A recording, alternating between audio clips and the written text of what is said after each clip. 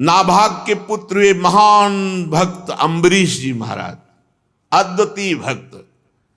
ये भगवान के बड़े प्रेमी एवं उदार धर्मात्मा महान पुरुष थे। ब्रह्म शाप कभी नहीं रोका जा सकता और वो अम्बरीश का बाल बांका भी नहीं कर सका। राजा परीक्षित ने पूछा, भगवान मैं परम ज्ञानी राजर्षि अम्बरीश का पावन चरित्र सुनना चाहता हूं। ब्राह्मण ने क्रोधित होकर उन्हें शाप दे दिया। जो ब्रह्म शाप टाला नहीं जा सकता वो भी उनका कुछ नहीं बिगाड़ सका। ये बड़े आश्चर्य की बात है। श्री सुखदेव जी ने कहा परीक्षित, अम्बरीश जी बड़े महान भाग्यवान भक्त थे। वैसे तो संपत्ति सातों द्वीपों की अचल संपत्ति, एक छत्र सम्राट, अतुलनीय ऐश्वर्य ये प्राप्त था। यद्यपि ये साधारण मनुष्यों के लिए अत्यंत दुर्लभ है, फिर भी अम्बरीश जी इसे स्वप्न तुल्य समझते थे।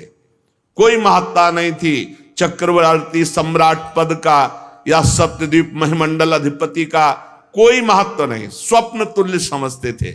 क्योंकि वे जानते थे सत्य वस्तु तो भगवान नाम है, सत्य वस्तु भगवान की भक्ति है।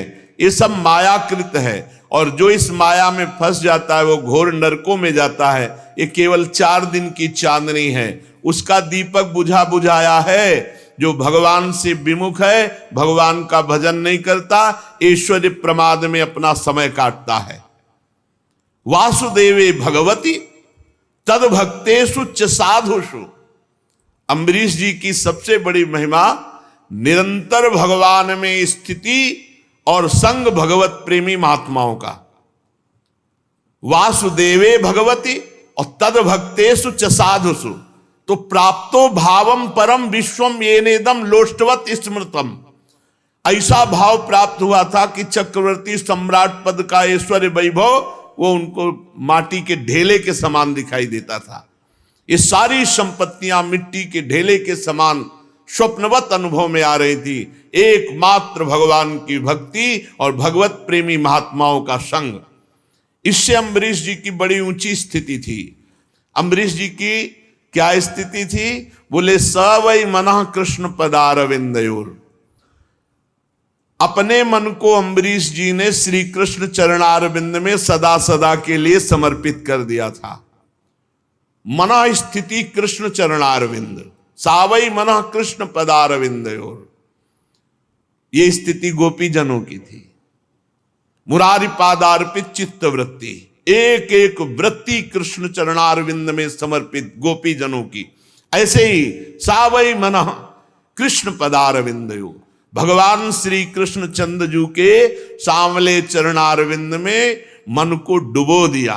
वही सदा सदा के लिए मन विराजमान है। सावई मनः कृष्ण पदारविंदयोर। और वचांसी वैकुंठ गुणानुवर्णने, ये नियम था अम्बरीश जी का। मौन नहीं तो वाणी से बिल्कुल कुछ अन्य वार्ता नहीं भगवद वार्ता के सिवा। वाणी मौन और बोले तो भगवत चर। वचांसी वैकुंठ गुणानुवर्णने, भगवान की चर्चा, भगवान नाम कीर्तन, भगवत महिमा, भगवत रूप महिमा, लीला धाम गुण, इन्हीं की चर्चा, अन्यथा मौन।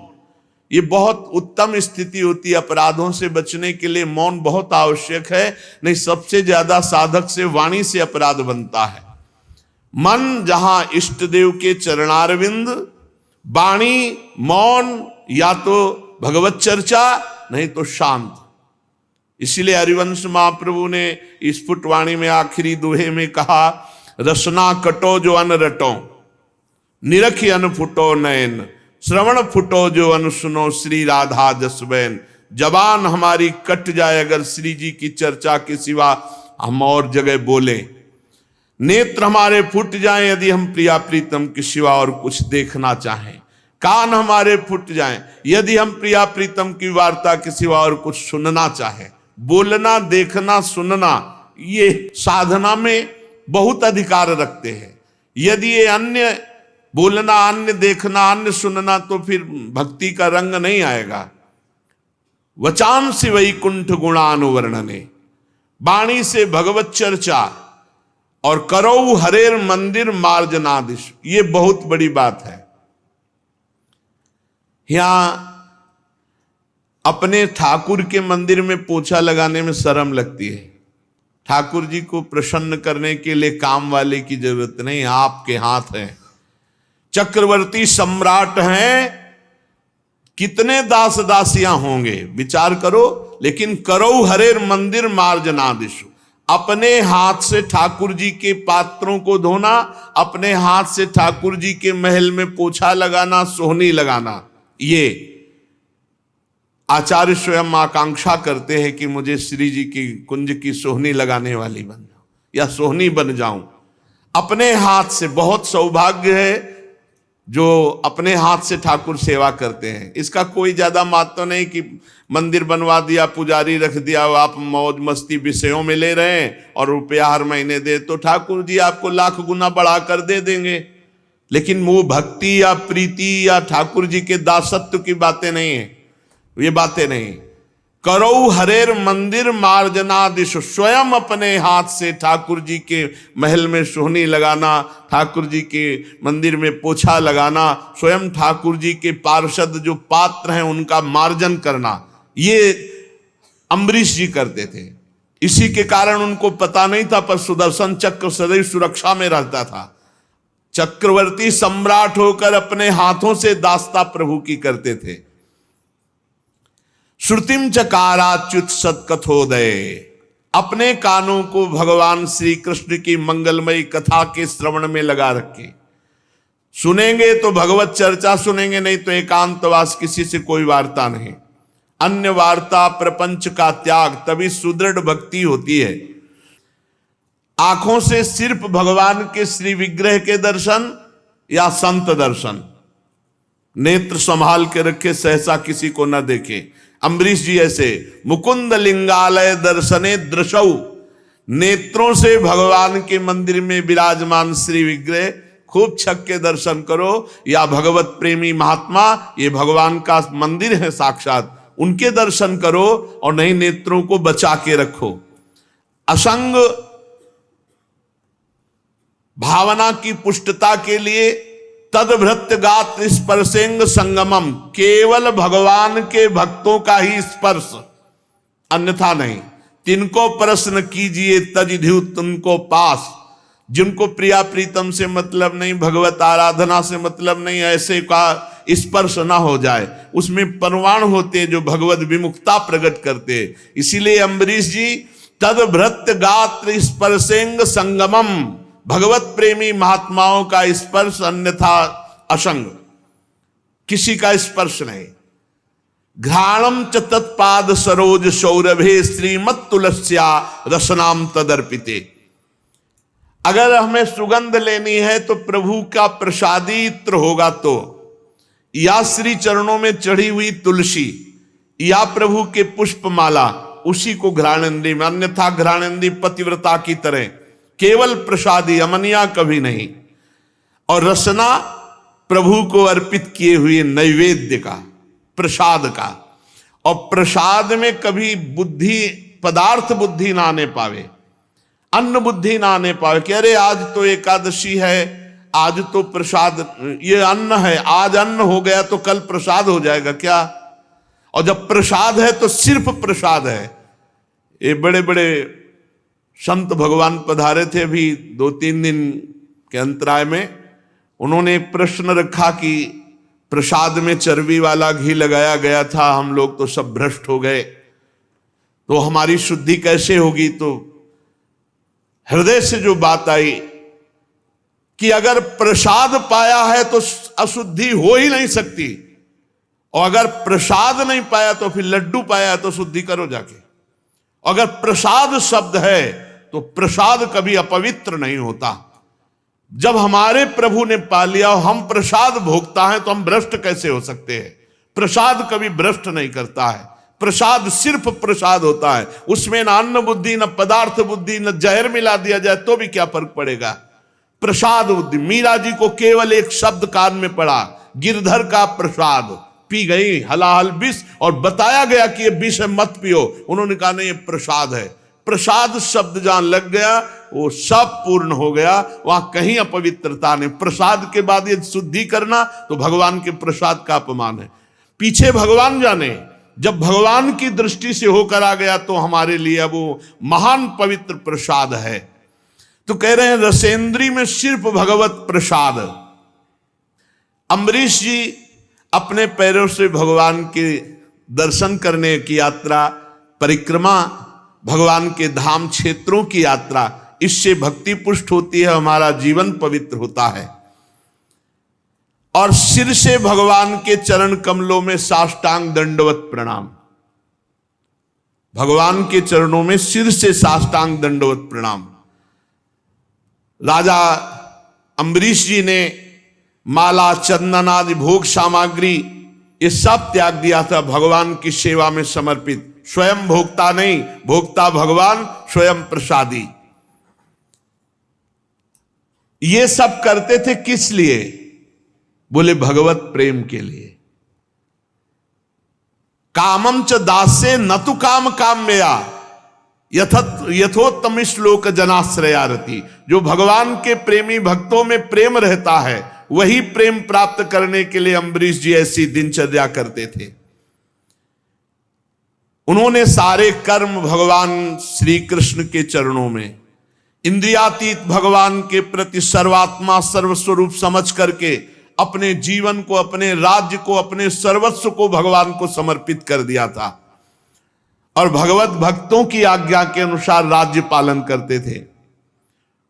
उन्होंने धन्व नाम के निर्जल देश में सरस्वती नदी के प्रवाह के सामने वशिष्ठ जी, असित जी, गौतम जी आदि महान आचार्यों द्वारा भगवान की बड़ी बड़ी दक्षिणा वाली अश्वमेध यज्ञ की, जिससे भगवान की आराधना बने।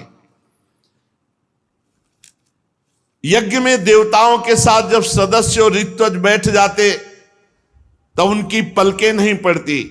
सुंदर वस्त्र, वैसा ही भगवान के भक्त अम्बरीश जी का सुंदर रूप देवताओं के समान दिखाई देते थे। उनकी प्रजा महात्माओं के द्वारा गाए हुए भगवान के उत्तम चरित्र श्रवण करने में समय लगाती और गान करने में। अम्बरीश जी का आदेश था पूरे राज्य में रोज प्रातः से सायं तक भगवान की सेवा होगी, नाम कीर्तन होगा, भगवत चर्चा होगी और जिसको जो आवश्यकता हो राज खजाने से ले जाए। लेकिन किसी भी घर में अगर धूप आरती भगवत सेवा नहीं हुई वो दंड मुक्ताधिकारी माना जाएगा। तो पूरे राज्य में भगवत भक्ति छाई हुई थी। बड़े बड़े संत महात्माओं के पावन चरित्र गाए जाते, भगवान के पावन चरित्र गाए जाते और जब अम्बरीश जी निकलते तो सब उनका स्वागत भगवत नाम कीर्तन से, भगवत चर्चा से करते। तो देवताओं को भी अब स्वर्ग अच्छा नहीं लगता था, इतना अम्बरीश जी का राज्य महाभागवत स्वरूप हो गया था। वे अम्बरीश जी सदैव देखा करते उनके हृदय में हरि निरंतर विराजमान है भगवत चिंतन के प्रभाव से। इसलिए उन लोगों को वो भोग सामग्री भी हर्षित नहीं कर पाती जो बड़े बड़े सिद्धों के लिए दुर्लभ है। अम्बरीश जी के राज्य में किसी को कोई कामना नहीं थी, सब भगवदानंद में डूबे हुए थे। आत्मानंद के सामने अत्यंत तुच्छ है ये विषय।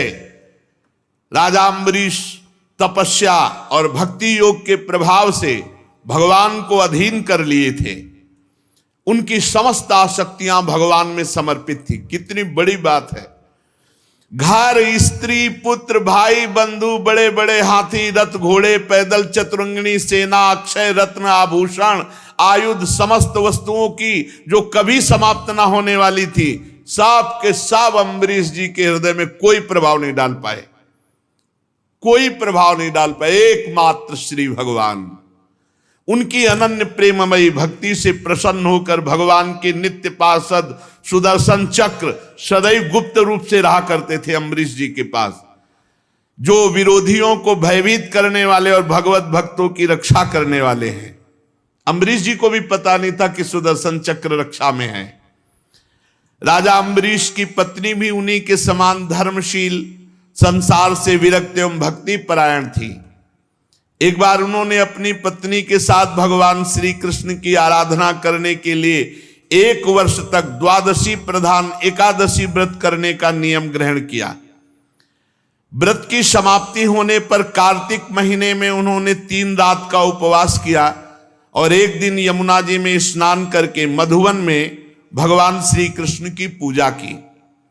उन्होंने महाभिषेक की विधि से सब प्रकार की सामग्री और संपत्ति द्वारा भगवान का अभिषेक किया। हृदय से तन्मय होकर वस्त्र, आभूषण, चंदन, माला, अर्घ आदि के द्वारा भगवान श्री कृष्ण की पूजा की। यद्यपि महाभाग्यवान ब्राह्मणों को इस पूजा की कोई आवश्यकता नहीं थी, स्वयं ही उनकी सारी कामनाएं अम्बरीश जी पूर्ण किए हुए थे, तथापि राजा अम्बरीश ने बड़े भक्ति भाव से उनका पूजन किया और ब्राह्मणों को स्वादिष्ट अत्यंत गुणकारी भोजन कराया और 60 करोड़ गौवें दान की। 60 करोड़ गौवें, और हर गौ के सींग पे स्वर्ण, खुर पे चांदी मढ़े हुए सुंदर सुंदर वस्त्र उन्हें उड़ा दिए गए थे।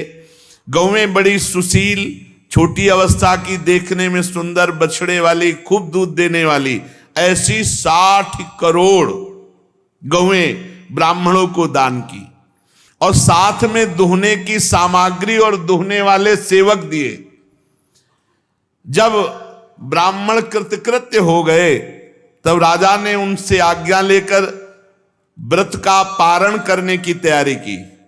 जे भी वो पारण करने के लिए आए, उसी समय शाप और वरदान देने में समर्थ दुर्वासा जी वहां आए अतिथि के रूप में।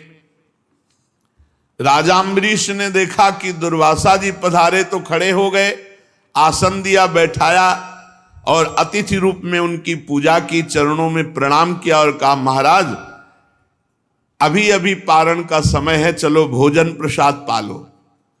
दुर्वासा जी ने अम्बरीश की प्रार्थना स्वीकार कर ली और कहा, अभी मैं यमुना जी जा रहा हूं, अपना नित्य कर्म करके आऊंगा, फिर प्रसाद पाऊंगा।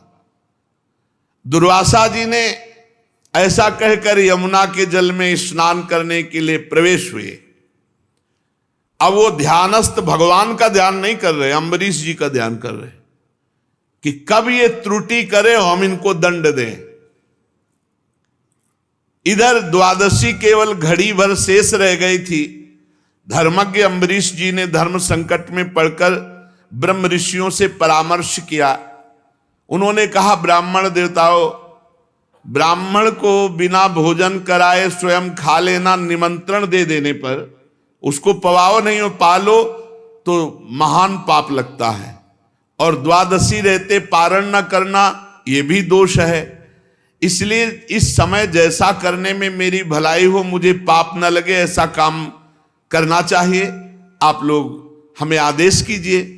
तब ब्रह्म ऋषियों ने विचार करके कहा कि श्रुतियों में ऐसा कहा गया है कि भगवान का चरणामृत पी लेना, ये पारायण भी हो जाएगा और अतिथि का अपमान भी नहीं होगा, इसलिए आप भगवान के चरणामृत से पारायण कर लीजिए। ऐसा निश्चय करके मन ही मन भगवान का चिंतन करते हुए राजर्षि अम्बरीश जी ने भगवान का चरणोदक पान किया। और दुर्वासा जी उधर ध्यान में देख ही रहे थे कि कोई हरकत ऐसी करें जो हम इनको दंड दें। बात यह थी कि भगवान की सभा में एक सत्र में यह हुआ कि इस समय त्रिभुवन में सबसे महान भक्त कौन है, तो अम्बरीश जी की चर्चा हुई। वहां दुर्वासा जी भी बैठे थे। अब ये महाराज वलकल की लंगोटी लगाते हैं, दूब का रस पीते हैं, उनकी तो बात आई नहीं। तो उनका चक्रवर्ती सम्राट राजा अम्बरीश ऐसा कैसा महान भक्त हो सकता है जो हम ऋषियों से भी आगे बढ़ गया। तो वही देखने के लिए, परीक्षा के लिए आए थे। जे ही देखा कि वो चरणामृत पान के सोई आ गए। वो तो अंतर ध्यान शक्ति संपन्न महात्मा है। आगे बढ़कर के राजा अम्बरीश जी ने हाथ जोड़ा, अभिनंदन किया। बस नाराज हो गए महाराज दुर्वासा जी और कहने लगे, पारायण कर लिया? तो कहा महाराज, क्रोध से थर थर कांपने लगे, भौं चढ़ गई, मुंह विकट हो गया और हाथ जोड़े अम्बरीश जी खड़े। कोई भय नहीं, क्योंकि भगवान के आश्रित है। हाथ जोड़कर खड़े अम्बरीश जी से डांट कर कहा, देखो तो सही ये कितना क्रूर है, ये धन के मद में मतवाला राजा देखो कितना बड़ा अपराध कर दिया, मुझ ऋषि को निमंत्रण दिया और बिना पवाए पारण कर लिया। भगवान की भक्ति तो छू नहीं गई, कहा जा रहा था ये महान भगत है। दुर्वासा जी तो दुर्वासा, आज इसने धर्म का उल्लंघन करके बड़ा अन्याय किया। देखो तो मैं इसका अतिथि होकर आया और इसने अतिथि सत्कार करने के लिए मुझे निमंत्रण भी दिया और मुझे बिना खिलाए इसने खा लिया। अच्छा, तो आज तक इसे अभी कभी किसी ऋषि से पाला नहीं पड़ा होगा। आज मैं इसे दिखाता हूं कि ब्रह्म ऋषि का अपमान करने का फल क्या होता है। और कहते कहते वो क्रोध में भर गए और अपनी एक जटा उखाड़ी और भूमि पर पटक दी। भयंकर कृत्या उत्पन्न हुई, मानो पूरे देश का नाश कर देगी। वो प्रलय काल की आग के समान दहक रही थी। अपने सामने अम्बरीश जी ने देखा कि भयंकर कृत्या वो राजा पर टूट पड़ी, अम्बरीश जी पर। उसके चलने के पैरों की धमक से पृथ्वी कांप रही थी। अम्बरीश जी मुस्कुराहट के सिवा और कुछ नहीं, केवल मुस्कुरा रहे हैं सर झुकाए हुए कि अब जोई प्यारो करे सोई मोई भावे। हमारी तरफ से कोई त्रुटि नहीं, अगर प्रभु ऐसा दंड विधान किए होंगे तो निश्चित हो जाएगा। एक पग भी नहीं डरे ना हटे और कृत्या भयंकर आगे बढ़ती आ रही थी। जीव के त्यों खड़े थे और किसी को पता नहीं था कि परम पुरुष परमात्मा का दिव्य सुदर्शन चक्र अम्बरीश जी की रक्षा में है। जीव ही क्रोध से भवक्ति हुई, वो कृत्या आगे बढ़ी। सुदर्शन चक्र जी ने जलाकर राख कर दिया कृत्या को भस्म कर दिया। अब जब दुर्वासा जी ने देखा कि मेरे तपस्या से प्रकट हुई कृत्या तो भस्म हो गई और सुदर्शन चक्र जी ने दुर्वासा जी की तरफ मुख किया। अब भागे दुर्वासा जी प्राण बचाने के लिए, क्योंकि अब सुदर्शन चक्र कोई साधारण अस्त्र तो है नहीं कि दुर्वासा जी रोक देंगे, तो भगवान श्री हरि का दिव्यास्त्र है। ऊंची ऊंची लपटे दावानल के समान और दुर्वासा जी आगे धीरे धीरे सुदर्शन चक्र जी, क्योंकि ताप भर देना मारना नहीं है। भागे भगवान के सुदर्शन चक्र के ताप से बचने के लिए। जब दुर्वासा जी ने देखा कि चक्र तो मेरा पीछा नहीं छोड़ रहा, तो मन के वेग से दौड़ने लगे। सुमेर पर्वत की गुफा में प्रवेश किया, वहां भी सुदर्शन चक्र। दुर्वासा जी जहां जा सकते वहां सुदर्शन चक्र क्यों नहीं जा सकता? तो जहां जहां दुर्वासा जी वहां सुदर्शन चक्र। दिशा, आकाश, पृथ्वी, अतल वितल के लोक, समुद्र, लोकपाल सब जगह गए। जहां जहां गए सुदर्शन चक्र पीछा नहीं छोड़ा। जब उन्हें कहीं भी कोई रक्षक नहीं मिला तब तो डर गए, थक गए थे भाग भाग के। अब अपना त्राण पाने के लिए वो ब्रह्मा जी के पास ब्रह्मलोक में गए और कहा, प्रभु मेरी रक्षा करो भगवान के सुदर्शन चक्र से। ब्रह्मा जी ने कहा, मेरी सामर्थ्य नहीं। जब मेरी 2 परार्ध की आयु समाप्त होगी तो काल स्वरूप भगवान इस पूरी सृष्टि लीला को समेट लेंगे और इस जगत को जलाना चाहेंगे। उस समय भ्रूभंग मात्र में हमारा ब्रह्मलोक भी भस्म हो जाएगा। हमारी सामर्थ्य नहीं, ये सुदर्शन चक्र रुक जाए, मेरी सामर्थ्य नहीं। हम तो शरणागत हैं भगवान के।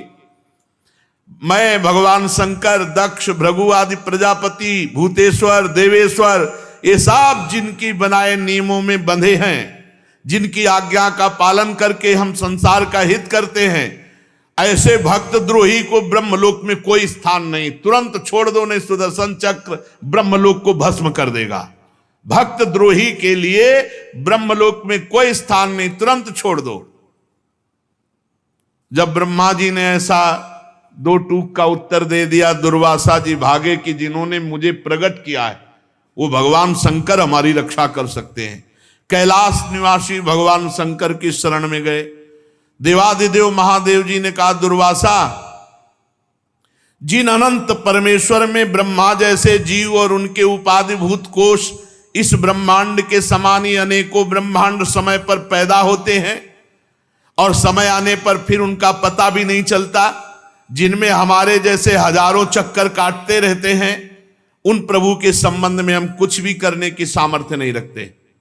मैं, सनत कुमार, नारद, भगवान ब्रह्मा, कपिल देव, अपांतरतम, देवल, धर्म, आसुरी, मरीच आदि ये दूसरे सिद्धेश्वर, हम सब भगवान की माया को नहीं जान सकते, उनकी माया के घेरे के अंतर में है। और ये सुदर्शन चक्र विश्वेश्वर भगवान का अस्त्र है, हम लोगों की सामर्थ्य नहीं कि इसे रोक सके। तुम इसी समय कैलाश से बाहर हो जाओ।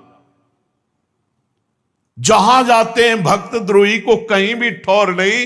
भगवान महादेव जी ने तुरंत कहा तुम कैलाश छोड़ दो। अब वहां से निराश होकर दुर्वासा जी भागे। एक ही स्थान बचा भगवान वैकुंठनाथ का।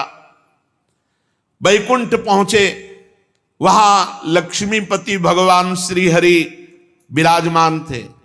दुर्वासा जी सुदर्शन जी के आग से जल रहे थे। वे कांपते हुए भगवान की शरण में गिर पड़े और उन्होंने कहा, हे अच्युत, हे अनंत, आपका एक व्रत है, कोई कैसा भी हो आपकी शरण में आ जाए, आप रक्षा करते हैं, इसलिए मैं आपकी शरण में हूं, आप अपने सुदर्शन चक्र से बचा लो। हे जीवन दाता, मैं अपराधी हूं, मेरी रक्षा कीजिए। आपका परम प्रभाव ना जानने के कारण मैंने आपके भक्त का अपराध किया, प्रभु आप मुझे बचा लीजिए। हमने तो सुना है आपका नाम उच्चारण कर ले तो जीव नरक से मुक्त हो जाता है, फिर हम आपकी शरण में, आप सुदर्शन चक्र से मुझे बचा लीजिए। भगवान ने सीधा उत्तर दिया। भगवान ने कहा, दुर्वासा जी, मैं स्वतंत्र नहीं हूं, मैं सर्वथा भक्त के अधीन हूं। यह सुदर्शन चक्र मेरे कहने से नहीं रुकेगा। मुझ में तनिक भी स्वतंत्रता नहीं है। मेरे सीधे साधे सरल भक्तों ने मेरे हृदय को अपने हाथ में कर रखा है। भक्तजन मुझसे प्यार करते और मैं उनसे। भक्त मेरा हृदय, मैं उनका हृदय हूं।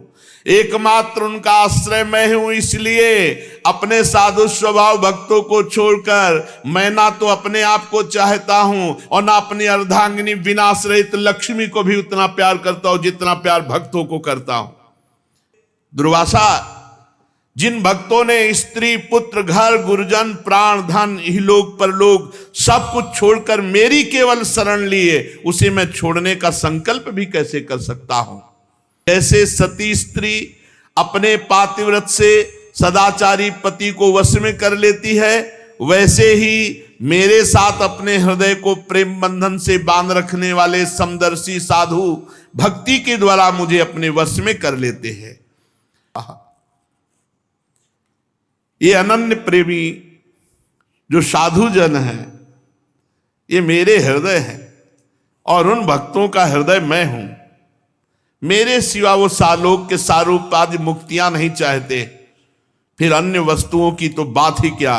दुर्वासा जी, वो मेरे सिवा अन्य किसी को नहीं जानते, तो मैं उनके सिवा अन्य किसी को नहीं जानता। सुनिए, आप मेरी शरण में आए हो, दुहाई दी कि आपकी शरण में आने पर रक्षा होती, तो मैं तुम्हें उपाय बताता हूं। जाओ अम्बरीश जी के पैर पकड़ लो, बच जाओगे। अगर अम्बरीश जी के चरण नहीं पकड़ोगे तो विश्व ब्रह्मांड में कहीं भाग के जाओ, ये सुदर्शन चक्र तुम्हें चैन नहीं लेने देगा, तुम्हारा अमंगल हो जाएगा। अगर अमंगल से बचना है तो अम्बरीश जी के चरण पकड़ो।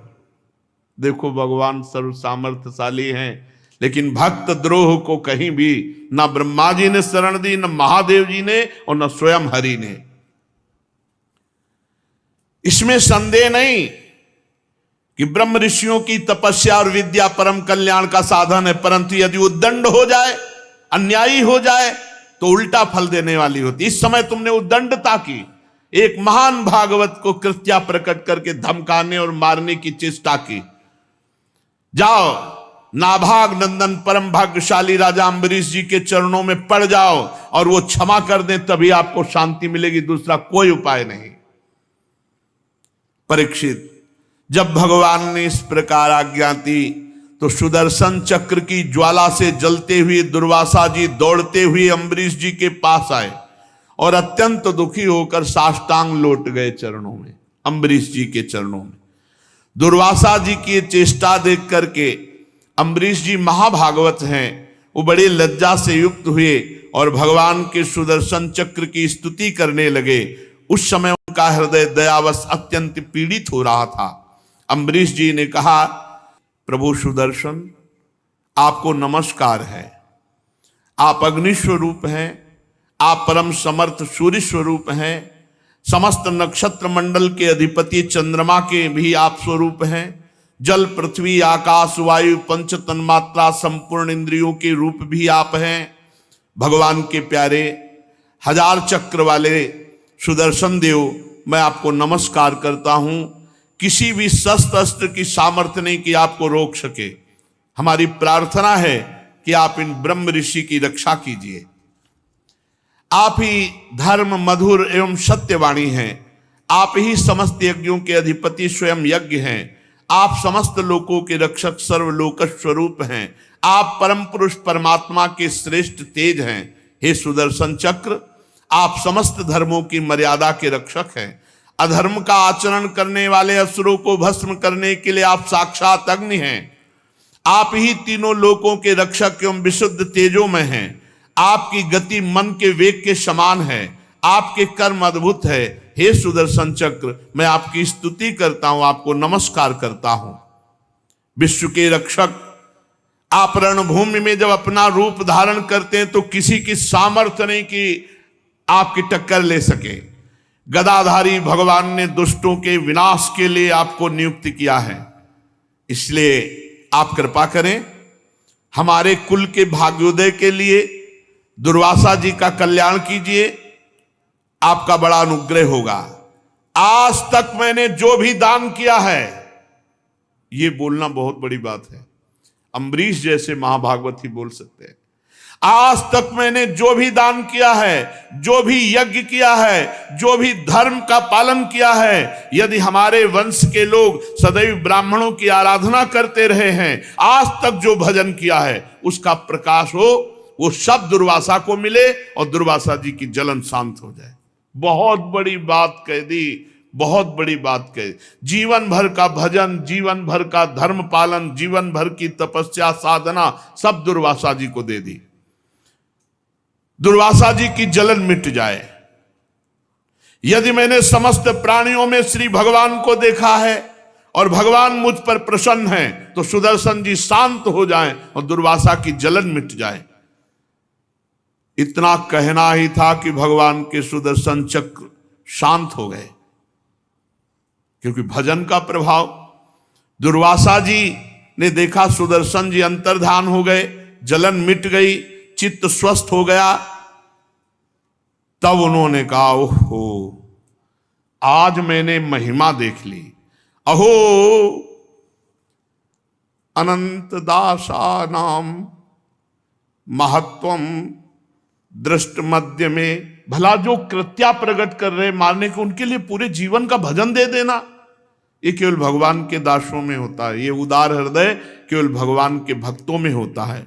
वो खुद कह रहे, अहो अनंत दासा नाम महत्वम दृष्ट मध्य में कृतागशोपि यद राजन मंगलानि समीह से। अहो धन्य है, आज मैंने भगवान के प्रेमी भक्त का महत्व देखा। मैंने अपराध किया, मैंने मारना चाहा, फिर भी वो मेरे लिए सब मंगल कामना कर दिए कि आज तक जो यज्ञ किया, दान किया, धर्म पालन किया, भगवान की आराधना की, भजन की, वो सब दुर्वासा जी को देता हूं, जिससे उनका हृदय शीतल हो जाए, सुदर्शन चक्र शांत हो जाए।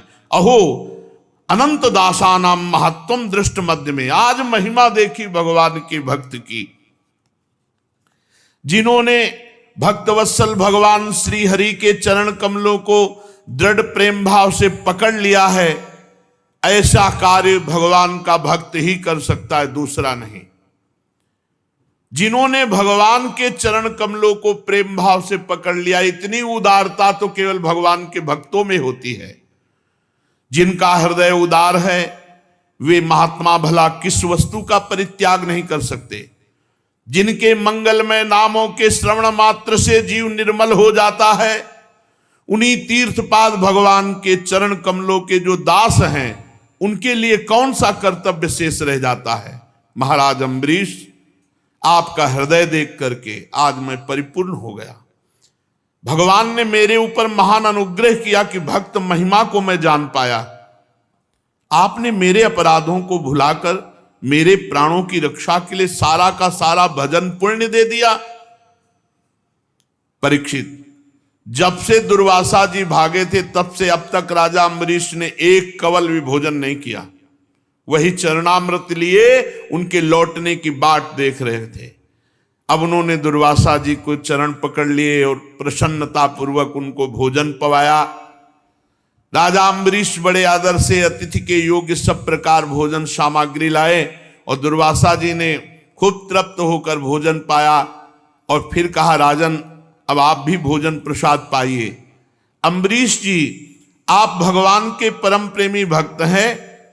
मैं ये समझता हूं कि आज जो आपका दर्शन, स्पर्श और बातचीत करने का सौभाग्य मिला वो भगवान मधुसूदन की कृपा से।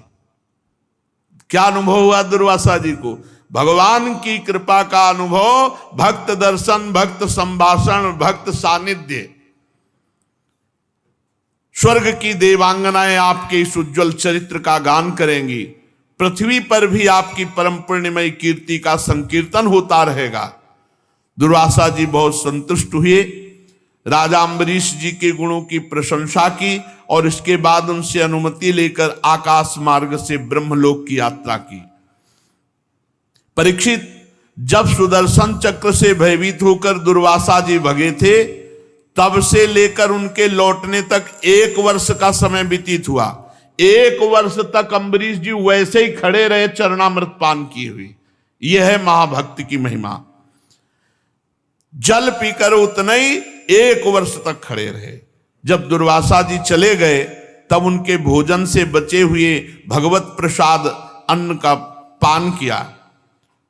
अपने कारण दुर्वासा जी का दुख में पड़ना, फिर अपनी ही प्रार्थना से छूटना, दोनों बातों में भगवान की लीला समझ करके अम्बरीश जी संतुष्ट हुए। राजा अम्बरीश में ऐसे अनेक गुण थे। अपने समस्त कर्मों के द्वारा वे परब्रह्म परमात्मा श्री भगवान में भक्ति भाव की अभिवृद्धि करते रहे। उस भक्ति के प्रभाव से उन्होंने ब्रह्मलोक तक के समस्त भोगों को नरकों के समान समझा। तदनंतर राजा अम्बरीश जी ने अपने ही समान भक्त पुत्रों पर राज्य का भार छोड़ दिया और स्वयं एकांत वन में जाकर भगवान की परम भक्ति में डूबे और इस संसार के प्रवाह से मुक्त हो गए। परीक्षित, ये महाराज अम्बरीश का परम पावन आख्यान है। जो इसका कीर्तन करेगा और स्मरण करेगा, श्रवण करेगा, वो निश्चित भगवान की कृपा से भगवान के परम धाम को प्राप्त होगा। भगवान की भक्ति से युक्त होकर परम धाम को प्राप्त होगा।